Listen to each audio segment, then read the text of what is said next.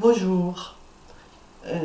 Nous sommes à la veille des élections pour le deuxième tour des législatives et je vous annonce que je vais brûler ma carte d'électrice.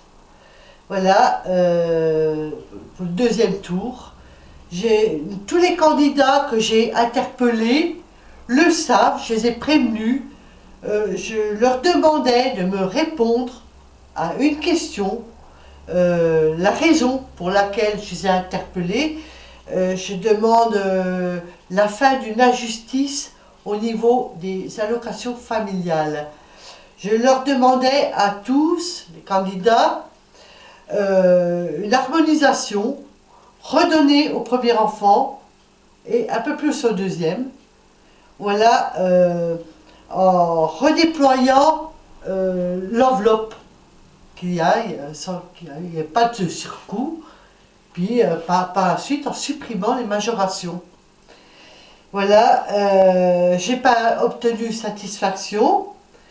Je les ai interpellés, la plupart, l'ensemble, sur les marchés de l'encre. Encore aujourd'hui, j'ai interpellé la candidate de La République En Marche, Madame Bérangère Abba, avec qui je me suis fâchée.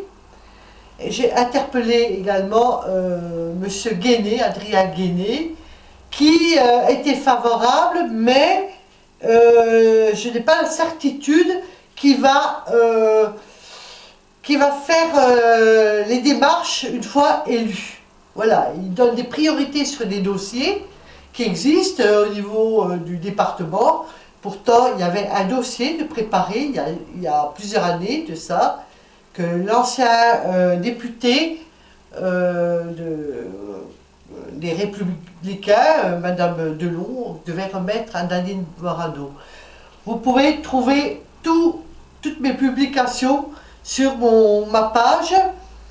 Elle est législative, une Hongroise qui interpelle les candidats. Vous verrez tout. Voilà, je leur demandais aux candidats de revoir l'historique de la sécurité sociale. L'ordonnance qu'il y a eu le 19 octobre 1945. C'était fait par le général de Gaulle. Ça consistait à protéger la population, à leur permettre de manger. Ils avaient faim à l'époque. Aujourd'hui, la faim, elle revient.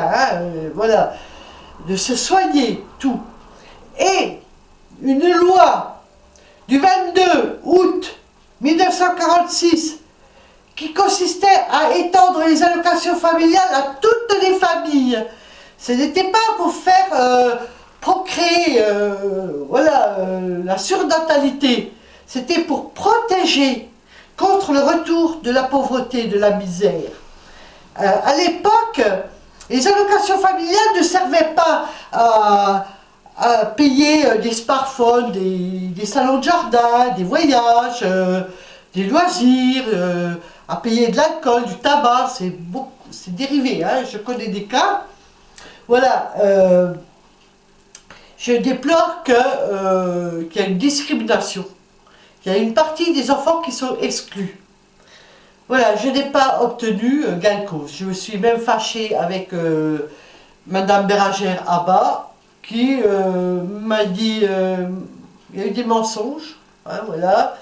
Notamment aussi au niveau de la CSG, pour les retraités, qui prétend, qui soutient que ce sont les retraités qui vont être touchés, les retraités qui touchent à partir de 1400 € net par mois de retraite. Ceux qui touchent en dessous ne seront pas touchés. Et bon, voilà, je voulais la confronter à son adversaire qui était à quelques mètres, elle n'a pas voulu. Parce que M. Guéné insiste, il m'a dit que les retraités étaient touchés à partir de 1200 € brut par mois. Il y a eu la CGT qui m'avait donné un tract. Voilà. Quand bien même, j'avais pu voter et me faire avoir. Je suis comme beaucoup de Français qui sont dégoûtés. Je ne crois plus à la démocratie. Et tous les candidats, les politiques, qu'ils assument. Voilà, je passe à l'action. Je rejoins ce que j'appelle le premier parti de France, le parti des abstentionnistes. Personne n'aura ma voix ce coup-ci. J'en ai marre, j'en ai ras-le-bol là. Voilà, je ne crois plus en rien. Ah, ça ne brûle pas. Voilà.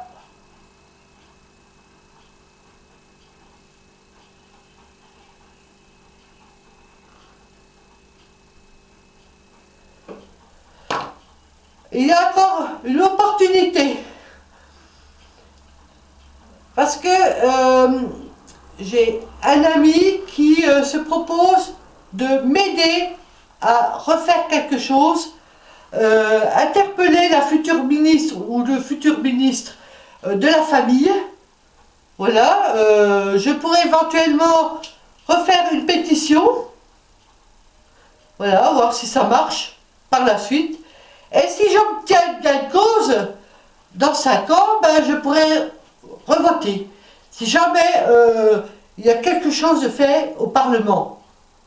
Si on relance ce débat, qu'on reparle de l'ordonnance du 19 octobre 1945, l'ordonnance, voilà, de la sécurité sociale, l'historique, qu'on revoie la loi du 22 août 1946, qu'on donne à tous les enfants qui ont besoin d'être aidés. Voilà. J'en ai fini. Merci.